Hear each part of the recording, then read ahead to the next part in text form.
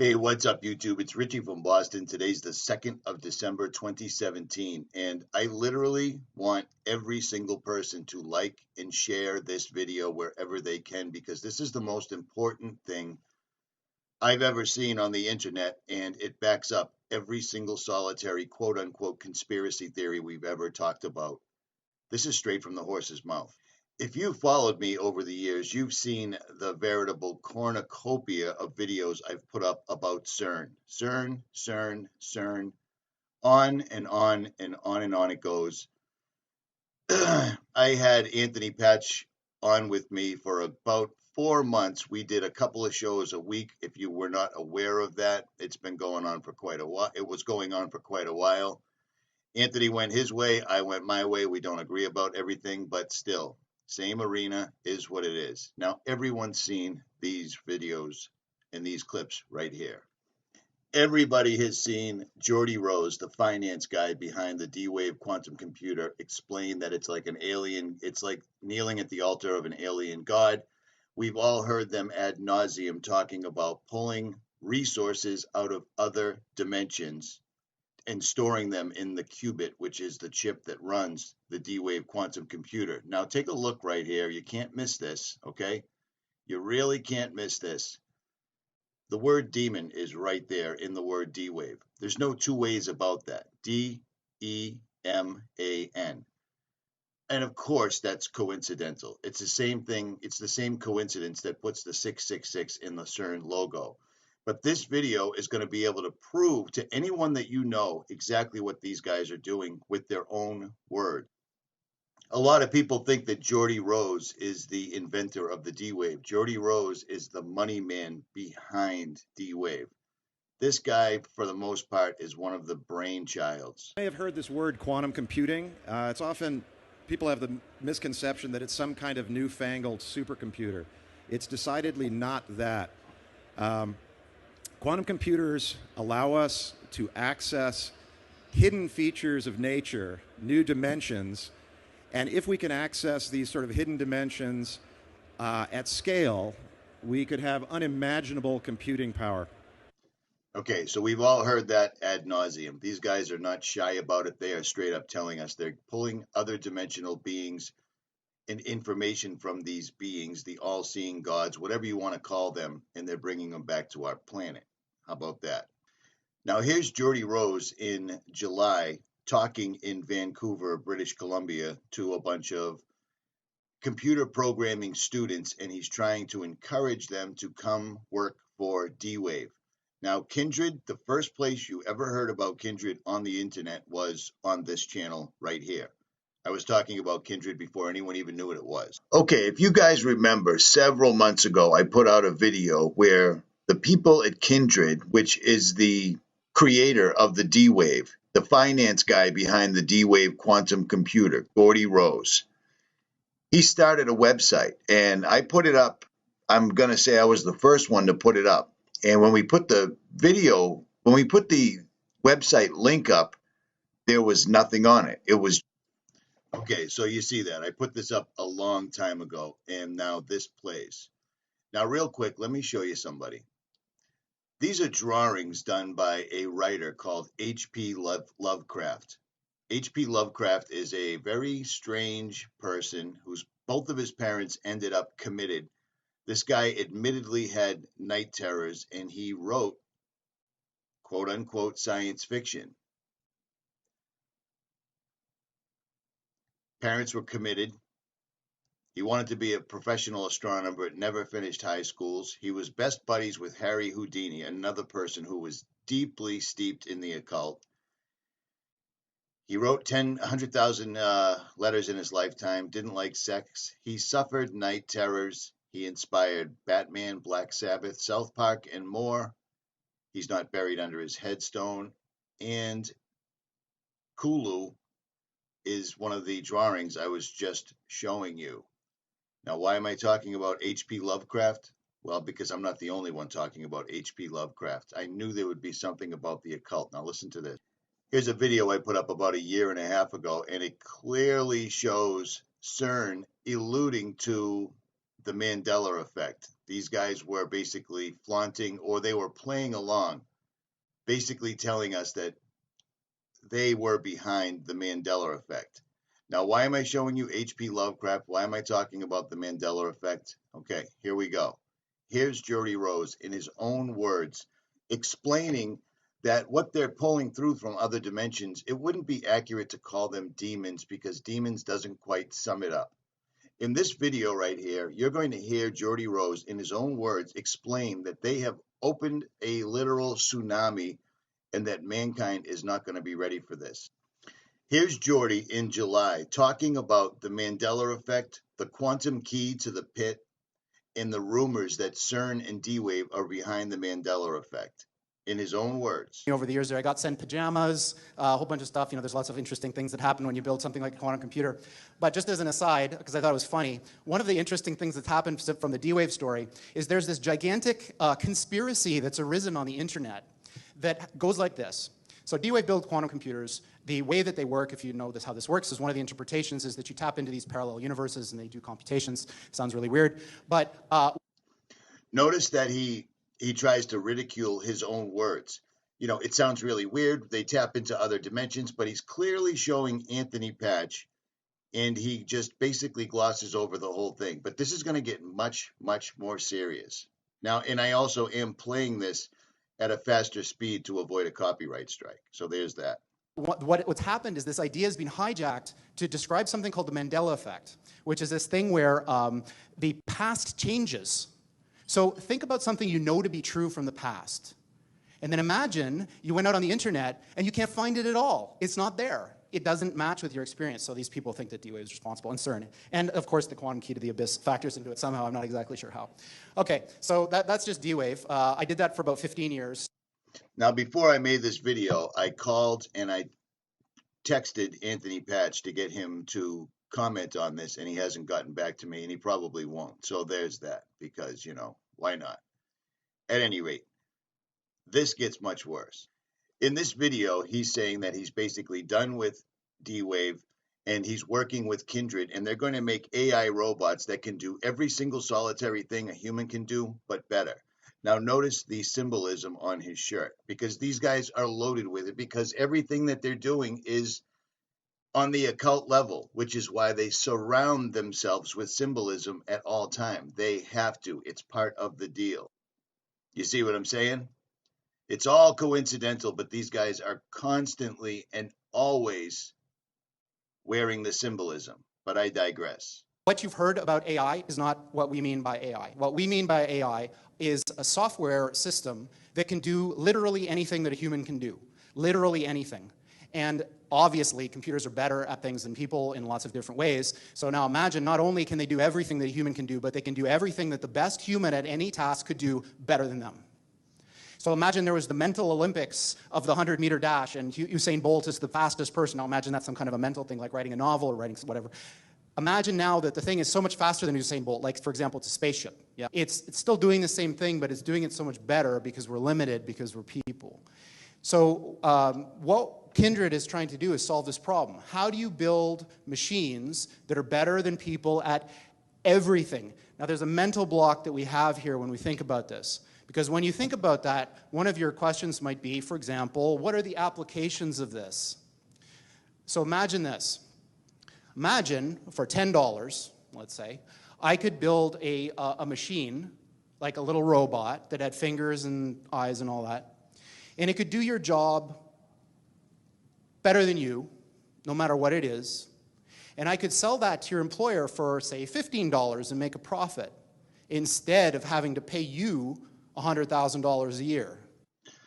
So right off the bat, this goes back to the video that TruthStream Media put out a year and a half or so ago called Obsolete, where they are literally going to replace humanity in no one will have any jobs whatsoever if these guys get their wish, because they're bringing through demonic entities. Now, does that sound like a conspiracy theory? Of course it does. But do you know where that comes from? The horse's mouth. Continue listening, and he is going to straight up say it. And you should be terrified, and you should be prompted to prepare yourself spiritually, because this is a spiritual battle. No two ways about it. I don't care what you think. There's a reason that this was put in the Bible. There's just no two ways about it. For we wrestle not against flesh and blood, but against the rulers, against the authorities, against the powers of this dark world, and against the spiritual forces of evil in the heavenly realms. Now stay tuned, because Jordy is going to straight say this. And he also says the same thing that I say all the time. This is going on in the background, whether you know it or not. He also alludes to the fact that everyone's worried about the healthcare plan and sports and television and the news and politics, while this continues to march on in the background. I've listened to this exact interview with Jordy, or this presentation with Jordy. I've listened to it at least 15 times since yesterday. Now imagine that was true for every single job.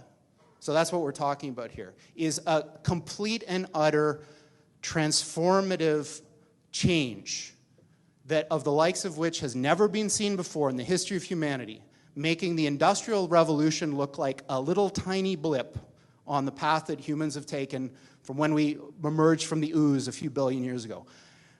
We are right on the verge of that transition now. So this guy, Rich Sutton, is one of the most famous people in the academic world of AI.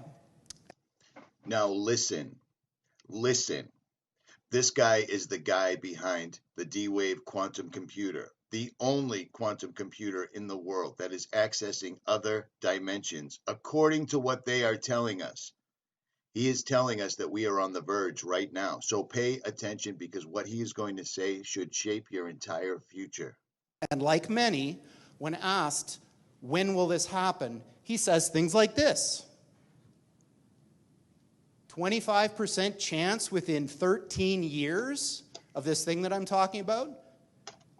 You know, when you think about what you read on the news, you know, CNN, BuzzFeed, whatever, they're all kind of the same nowadays. Think about how unimportant that thing is that you're reading if this is true. Yeah? So what does this have to do with aliens? So Sam Harris, who I quite admire, is a very interesting guy, was reciting this parable at a TED Talk that he was giving, and it goes something like this. So, say I'm the President of the United States. So I receive this message from the heavens. So my microwave dish, my SETI dish, finally captures something. And what it says is, in 50 years, or 13 years, we're coming to your planet. You got to be ready. Now just imagine what would happen if that happened. A super intelligent alien race beamed down a message to all of us Earthlings saying, we're coming July 13th, 2030, and boy, you better be ready, because the mothership is landing right on the front lawn of the White House or wherever you wanted to land on that day. The amount of resources that would be marshaled to try to figure out what to do would encompass the whole world. AI is just like that. So when this thing that I'm talking about happens, it's going to be exactly the thing that you're thinking about those super intelligent AIs. So the one thing I can tell you is they're not going to be like us. So alien means, you know, different.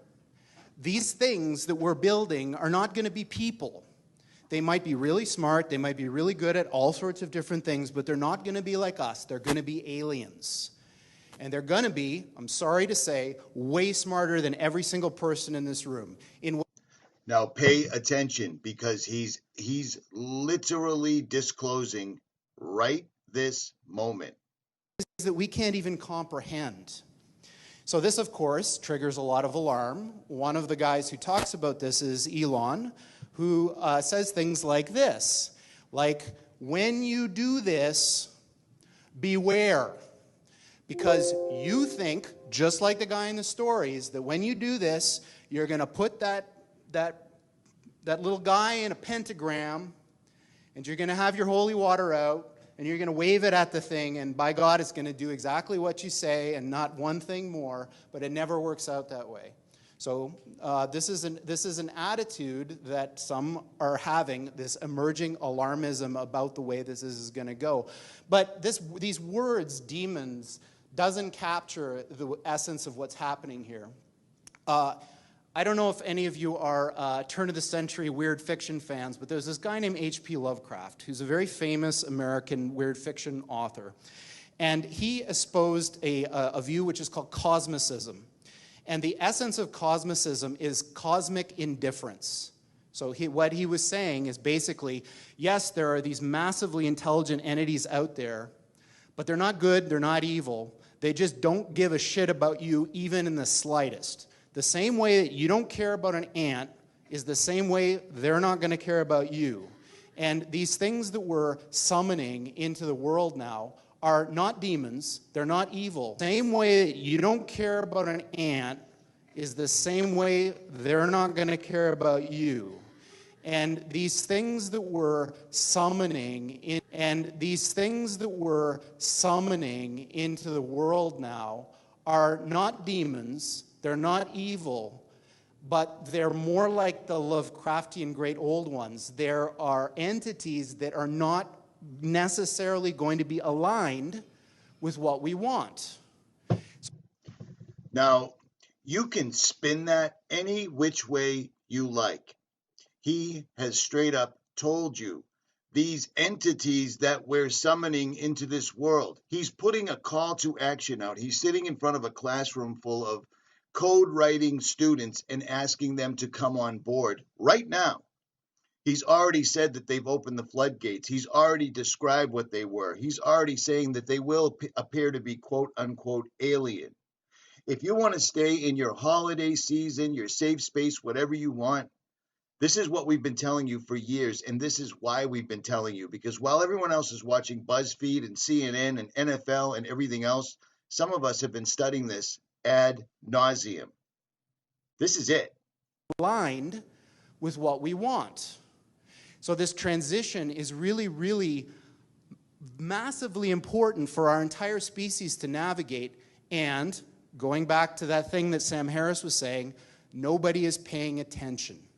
This thing is happening in the background while people bicker about politics and what's going to be in the healthcare plan in the U.S. And underneath it all is this rising tsunami that, if we're not careful, is going to wipe us all out.